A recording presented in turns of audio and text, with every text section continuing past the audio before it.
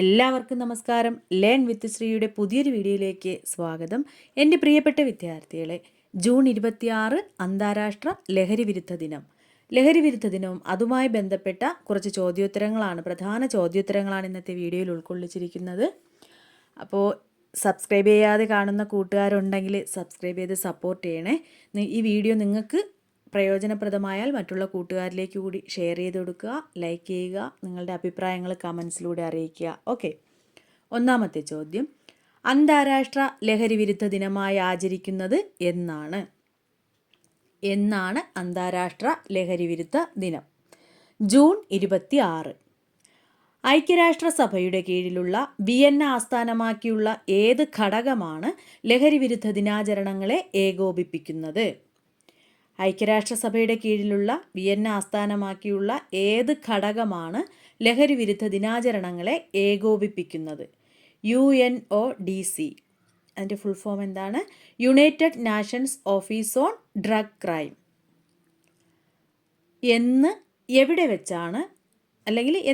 വെച്ച് നടന്ന ഉച്ചകോടിയിലാണ് ലഹരിക്കെതിരായുള്ള ഒരു ദിനാചരണത്തിൻ്റെ ആവശ്യം ഉന്നയിക്കപ്പെട്ടത്?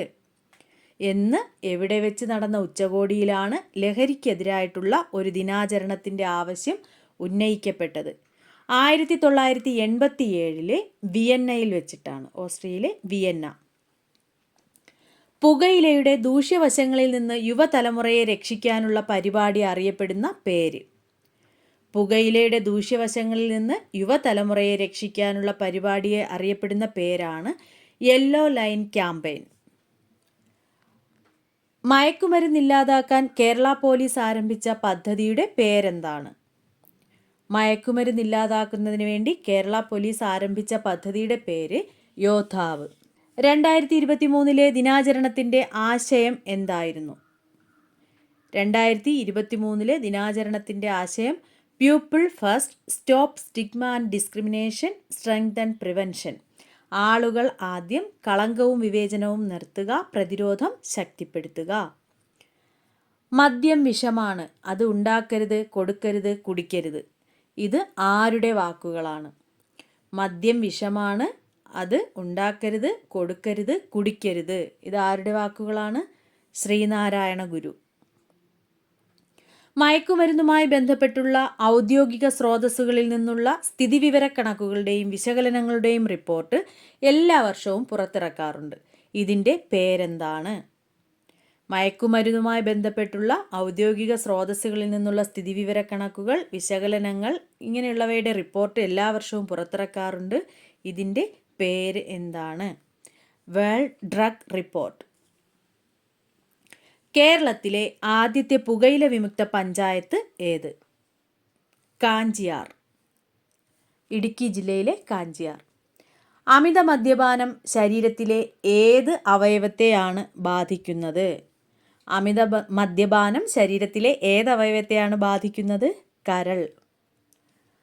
പുകയില വിരുദ്ധ ദിനം എന്നാണ് പുകയില വിരുദ്ധ ദിനം? മെയ് 31. കേരളത്തിലെ ആദ്യ പുകയില വിരുദ്ധ ഗ്രാമമായ കൂളിമാട് ഏത് ജില്ലയിലാണ് സ്ഥിതി ചെയ്യുന്നത്? അപ്പോൾ കേരളത്തിലെ ആദ്യത്തെ പുകയില വിരുദ്ധ ഗ്രാമം ഏതാണ്? കൂളിമാട്. കൂളിമാട് സ്ഥിതി ചെയ്യുന്ന ജില്ല കോഴിക്കോട്. പുകവലിയുടെ ശാസ്ത്രീയ നാമം എന്ത്? പുകവലിയുടെ ശാസ്ത്രീയ നാമം നിക്കോട്ടിയാന.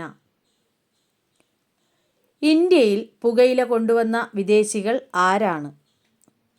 ഏത് വിദേശികളാണ് നമ്മുടെ രാജ്യത്തേക്ക് പുകയില കൊണ്ടുവന്നത്? പോർച്ചുഗീസുകാർ. കേരളത്തിൽ ചാരായ നിരോധനം നടപ്പിലാക്കിയ വർഷം? ഏത് വർഷമാണ് കേരളത്തിൽ ചാരായം നിരോധിക്കുന്നത്, അല്ലെങ്കിൽ ചാരായ നിരോധനം നിലവിൽ വന്നത്? 1996 ഏപ്രിൽ 1. കണ്ണൂർ ജില്ലയിലെ വിമുക്തി ലഹരി വിമോചന കേന്ദ്രം ഏത്? കണ്ണൂർ ജില്ലയിലെ വിമുക്തി ലഹരി വിമോചന കേന്ദ്രം ഏതാണ്? പയ്യന്നൂർ താലൂക്ക് ആശുപത്രി.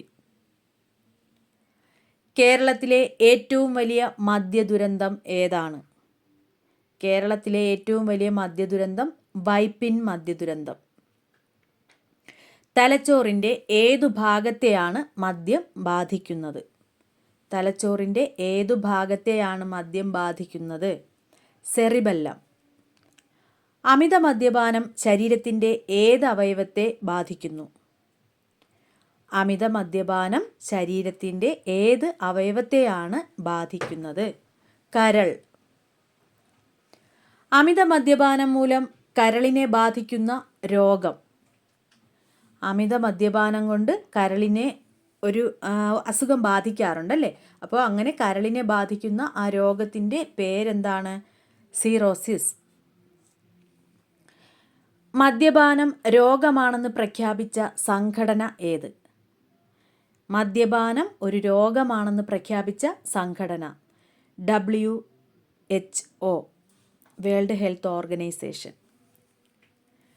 നെക്സ്റ്റ്, ലോക പുകയില വിരുദ്ധ ദിനത്തിൻ്റെ കോമൺ സിമ്പൽ എന്താണ്? ലോക പുകയില വിരുദ്ധ ദിനത്തിൻ്റെ കോമൺ സിമ്പൽ എന്ന് പറയുന്നത് ആഷ് ട്രേസ് വിത്ത് ഫ്രഷ് ഫ്ലവർ. കേരളത്തിൽ പൊതുസ്ഥലങ്ങളിൽ പുകവലി നിരോധിച്ച വർഷം ഏത്? കേരളത്തിൽ പൊതുസ്ഥലങ്ങളിൽ പുകവലി നിരോധിച്ച വർഷം 1999. ആരുടെ പേരിലാണ് പുകയില ചെടിയും അതിലടങ്ങിയിരിക്കുന്ന ആൽക്കലോയിഡുകളും അറിയപ്പെട്ടത്? ആരുടെ പേരിലാണ് പുകയില ചെടിയും അതിലടങ്ങിയിരിക്കുന്ന അല്ലെങ്കിൽ അതിലടങ്ങിയ ആൽക്കലോയിഡുകളും അറിയപ്പെട്ടത്? ജീൻ നിക്കോട്ട്.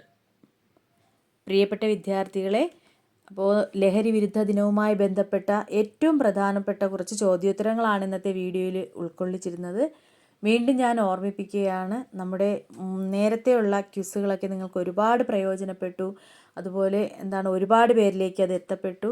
വളരെയധികം നന്ദിയുണ്ട്. നിങ്ങൾക്ക് പ്രയോജനപ്പെട്ടു എന്നറിയുന്നതിൽ വളരെയധികം സന്തോഷമുണ്ട്. അതുപോലെ തുടർന്ന് നമ്മുടെ ചാനൽ സപ്പോർട്ട് ചെയ്യുക. ഒരുപാട് നിങ്ങൾക്ക് പ്രയോജനപ്രദമായിട്ടുള്ള കാര്യങ്ങൾ അല്ലെങ്കിൽ ക്ലാസ്സുകളും അതുപോലെ ഇങ്ങനെയുള്ള ക്വിസ് മത്സരങ്ങൾക്ക് നിങ്ങൾക്ക് വേണ്ടിയിട്ടുള്ള ക്വസ്റ്റ്യൻ ആൻസറുകൾ, അതുപോലെ തന്നെ വിദ്യാഭ്യാസ വാർത്തകൾ, നിങ്ങൾക്ക് വേണ്ടിയിട്ടുള്ള സ്കൂൾ ക്ലാസ്സുകളെല്ലാം നമ്മുടെ ചാനലിലൂടെ ലഭ്യമാകുന്നതാണ്. അപ്പോൾ എന്ത് ചെയ്യുക, എല്ലാവരും കട്ടയ്ക്ക് സപ്പോർട്ട് ചെയ്യുക നമ്മുടെ ചാനലിനെ. ഇതുവരെ തന്ന സപ്പോർട്ട് നിങ്ങൾ തുടർന്നും തരിക. നമ്മുടെ വീഡിയോസ് നിങ്ങളുടെ കൂട്ടുകാരിലേക്ക് കൂടി ഷെയർ ചെയ്ത് കൊടുത്തുകൊണ്ട് നമ്മളെ സപ്പോർട്ട് ചെയ്യുക. ഓക്കെ.